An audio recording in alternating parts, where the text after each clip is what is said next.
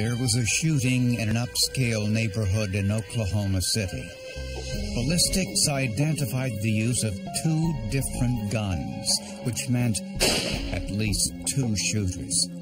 These small marks on a shotgun shell, some singed fibers, and a crime reconstruction revealed a plot more twisted than anyone could have imagined.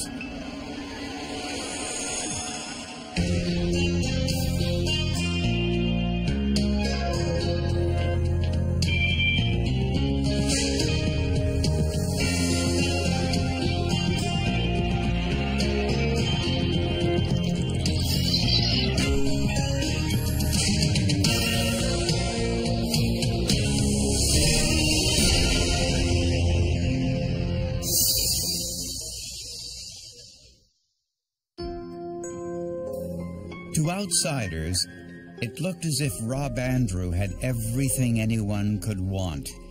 He had a high-paying job with an advertising agency, lots of friends, and a growing family whom he described as his source of strength. Rob Andrew was salt of the earth. I mean, this is a Christian man, attended church all the time, a loving father, just a great guy, very successful businessman as well. 2 days before Thanksgiving, Rob Andrew left work to pick up his children. They planned to spend the holiday weekend with his parents. On the way, Rob called his best friend. Rob had called my house around 5:30, telling me how hurried he'd been all day and that he was looking forward to picking the kids up and spending a long weekend with them for Thanksgiving. Rob didn't plan to stay long, so he parked his car in the driveway. I heard the overhead garage door start up, and then Rob paused and said, "Hey, I'm going to have to let you go." As he walked into the garage, his wife Brenda asked him to relight the furnace because it had gone out earlier in the day.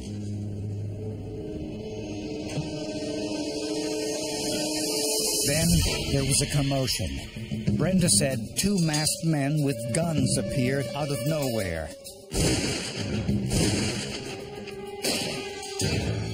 And then they fled.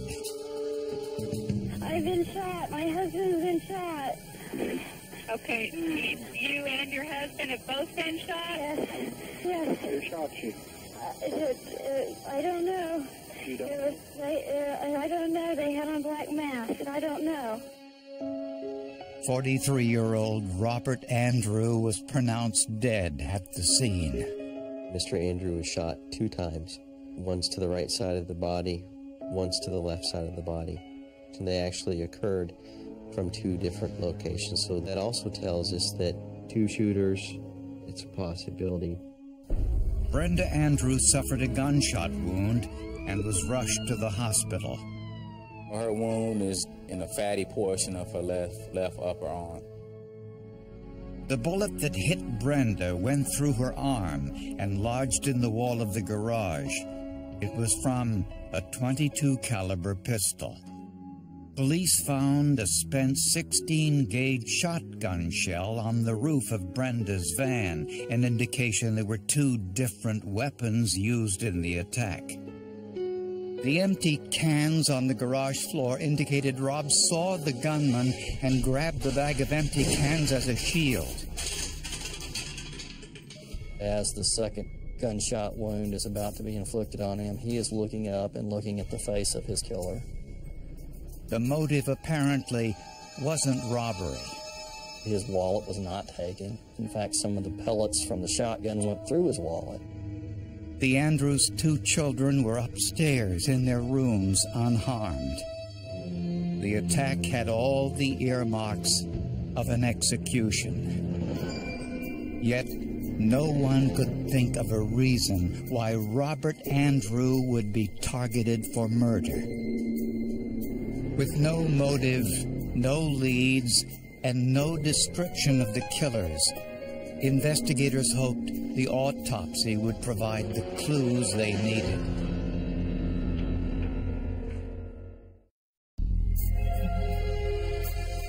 News of Rob Andrews' execution-style murder was a shock to the residents of Oklahoma City, since crimes like this were extremely uncommon. Rob and Brenda were a loving couple. They appeared to be. The picture showed the perfect family, the smiling, happy, loving couple with these two great little kids. The couple were active members of their church. Brenda taught Sunday school, and Rob performed missionary work in South America. Early in the investigation, police learned there had been a prior attempt on Rob's life. Just 1 month earlier, Rob called police to report someone had tampered with his car. Oklahoma City Police Department. Hi there. I'd like to report a client. My brake lines have been cut. Oh. That sounds like attempted murder, don't you think? A few hours later, Rob was getting his brakes fixed when he received a call from the hospital. The caller said his wife Brenda was critically injured in a car accident and suggested that he come to the hospital right away. A man's voice saying that his wife is in the hospital about 30 miles away, that she needs him and he needs to get down there just as fast as he can. Now suspicious, Rob called the hospital back and learned the previous call was a hoax. Apparently, the same person who cut Rob's brake line wanted him to race to the hospital. He took it as an attempt on his life. He realized that, in fact, he was being set up to drive down there and at a high rate of speed and hopefully get into an accident. I mean, that's the obvious conclusion. Several days after Rob's murder, his next-door neighbors returned home from vacation and realized someone had broken into their home. We unpacked our suitcases and started putting things away. When I opened my closet door, I discovered that a little shoe rack that I'd had was no longer there. Then we decided to look around the other bedrooms. That's when we discovered the spent shotgun shell in one of the bedrooms. The shell was from a 16-gauge shotgun. It was immediately sent to the forensics lab for testing. An analyst placed it under a microscope to compare it to the 16-gauge shotgun shell found in the Andrews garage. He looked specifically at the brass casings at the base of the shells. When casings are ejected, each gun creates a unique mark on the brass.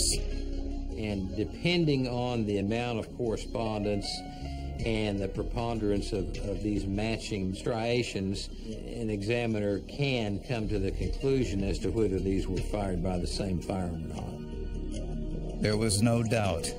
Both shells were fired from the same gun. Also in the neighbor's attic, police found several unused .22 caliber bullets, the same as those used in the second gun in the murder. It was as if they were just basically accidentally dropped along the way. They didn't appear to be placed in any type of a pattern, but just like they were in a pocket and they fell out as someone crawled through. This suggested that the killers hid in the neighbor's home after the murder so they could make a clean getaway later.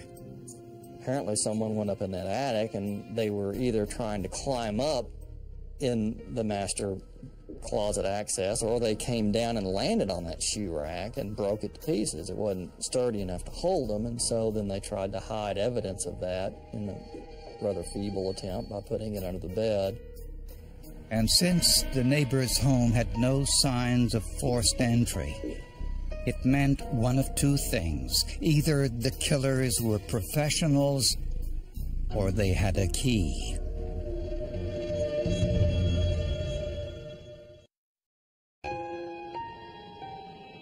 With no solid leads, police asked themselves who would benefit most from Rob Andrews' murder. Rob's friends told police that his wife Brenda had the most to gain.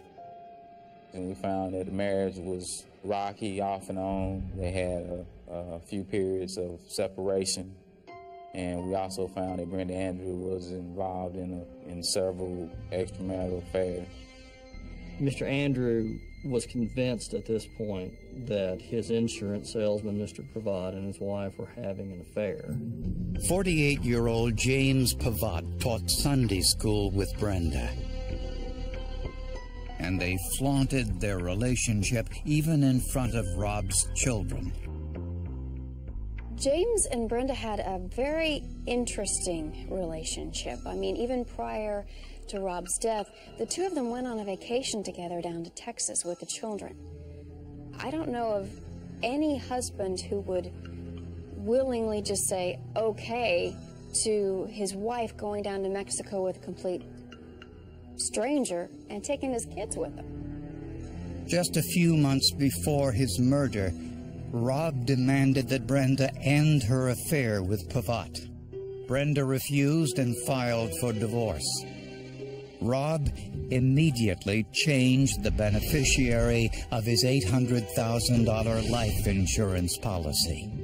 Mr. Andrew made the beneficiary, I think his brother, for the benefit of the children. Since the children were minors, he had to have an adult as the actual named beneficiary, as a trustee of that money.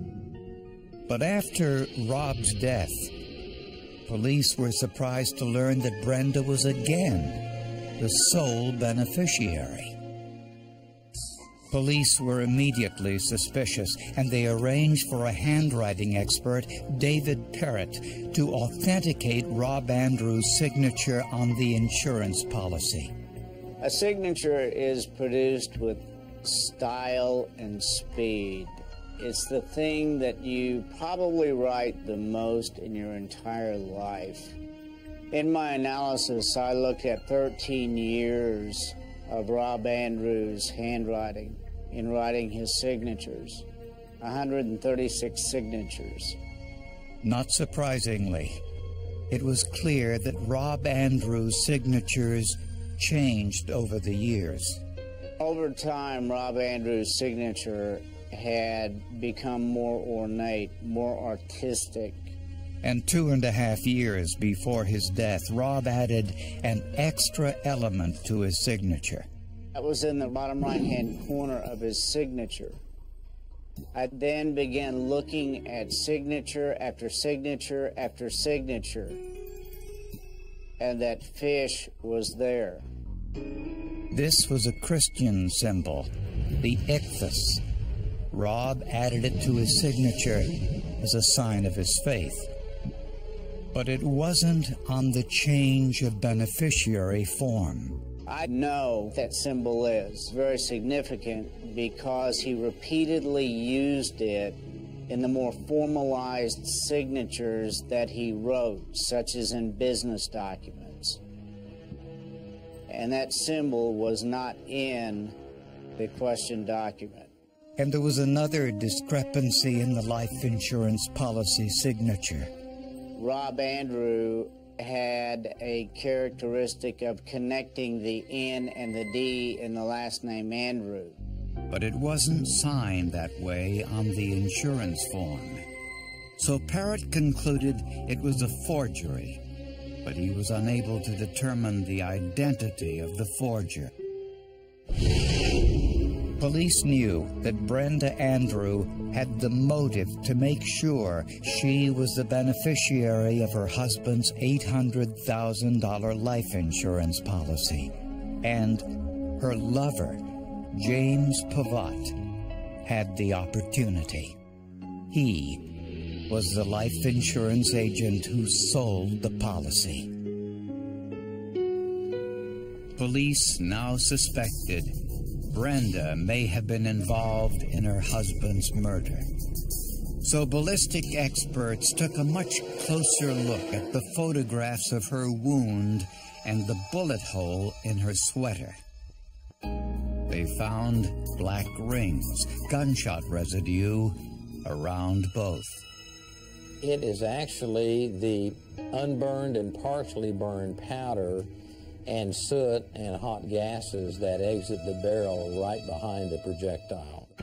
Using an identical gun, investigators ran tests to recreate the gunshot residue patterns.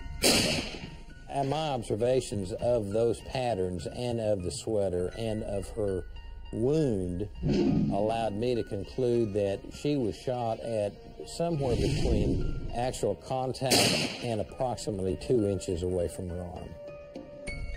This contradicted Brenda's statement that she was shot by someone 15 to 20 feet away. Police now knew that Brenda Andrew was involved in Rob's murder, but was she the killer?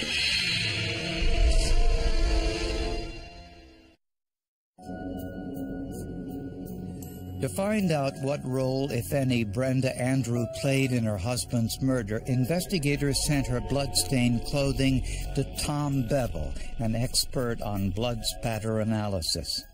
Bevel noticed that many of the blood stains on her jeans had an elongated shape, consistent with blood dripping from her arm onto her pants. We have some low-velocity blood drips. That would be blood that is breaking away primarily due to gravity, dripping down onto the jeans. DNA tests confirmed this blood was Brenda's. But Bevel also found mist-like blood spatter on Brenda's jeans below the knee, which had penetrated deep into the fabric.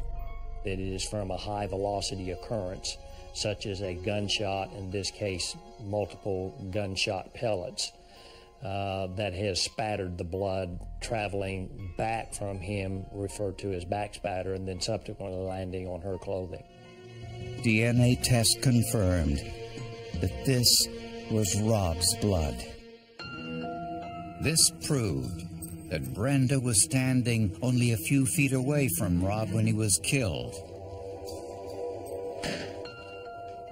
The back spatter on the pants, I think that gave us that one bit of evidence we needed in order to put that gun in Miss Andrews' hand.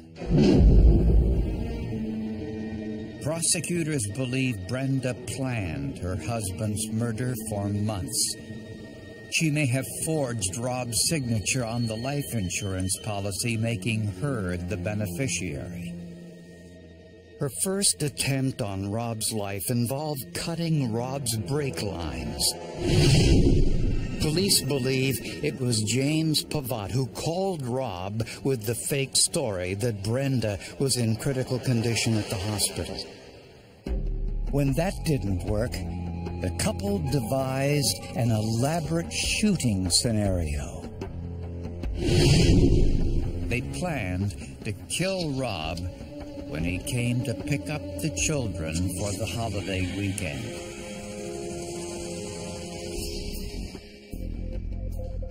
On the night of the murder, Pavatt hid behind the van in the garage. Well, we prayed a little bit. We prayed too much. You know, the holidays are coming up. When they heard Rob's car, they set the plan in motion. Rob walked into the garage expecting to see the children. Instead, Brenda asked him to fix the furnace while she got them ready.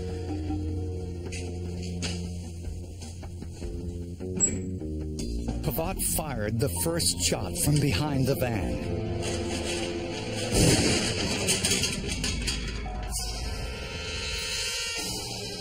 Then handed the rifle to Brenda. He is looking up and looking at the face of his killer, and whatever was said to him, we'll never know. The blood spatter on Brenda's pants proved she was less than 2 feet away. Pavatt used a .22 caliber pistol to shoot Brenda's arm, but he fired it from a couple inches away, leaving the burn marks. I've been shot. My husband's been shot. Brenda called police with the fake story of the two masked men. Pavatt hid in the empty house next door. The homeowners had given Brenda the key for safekeeping. Pavatt stayed there for at least a day until police were finished at the scene. He ejected the spent shotgun shell when he heard the homeowner's son walk into the house to pick up his parents' mail. Fortunately, the man didn't go upstairs, or he might have been killed too. Investigators never found the murder weapon, but they did find some important information. During our investigation, we also found that Mr. Pavatt had purchased a .22 caliber pistol at a local gun store with the use of a credit card about a month before the homicide. Everything was a piece of a puzzle. All of those little things out there by themselves meant nothing. But when you started laying it all out, clicking the pieces together, making the matches, it just started pointing. There's no way this woman couldn't have been involved. Brenda Andrew and James Pavatt were both charged with first-degree murder and were tried separately. Pavatt's trial was first. We, the jury, having heretofore found the defendant, James Dwight Pavatt, guilty of murder in the first degree, fix his punishment at death. In Brenda's trial, prosecutors portrayed her as a heartless sociopath. The jury saw photos of her vacationing with Pavatt and the children while she was married to Rob. They also heard the messages Brenda left on Rob's telephone answering machine, in which she belittled Rob for his parenting skills and other perceived slights. Hey, it's Brenda. You halfway dad who can't even return calls about your children. You ought to call me if you even care one little ounce. Oh, that's right, you don't. We've been able to figure that out. And the jury also heard this call between Rob and Brenda's mother before the murder. She does not like me. That makes it really hard to live there. I mean, I look at her, and I just want to break out and cry, because I love the girl so much, and I have loved her for a long, long time. And the one thing that I knew that Brenda liked was money. Brenda Andrew was also convicted of first-degree murder. The forensic evidence was impossible to overcome. We, the jury, impaneled and sworn in the above entitled clause, do upon our oaths, having hereto found the defendant, Brenda Evers Andrew, guilty of murder in the first degree, fix her punishment at death. She is now the only woman on Oklahoma's death row.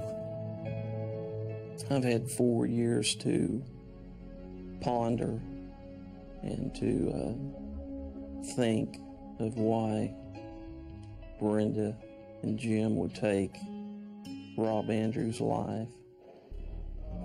And for the life of me, I cannot understand how someone could be that mean or that evil and have so little regard for another person's life.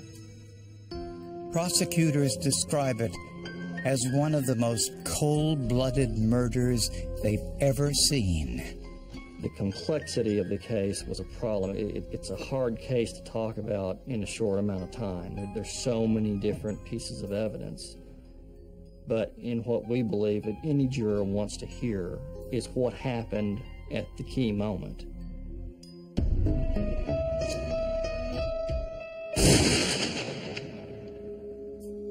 The physical evidence will tell a story.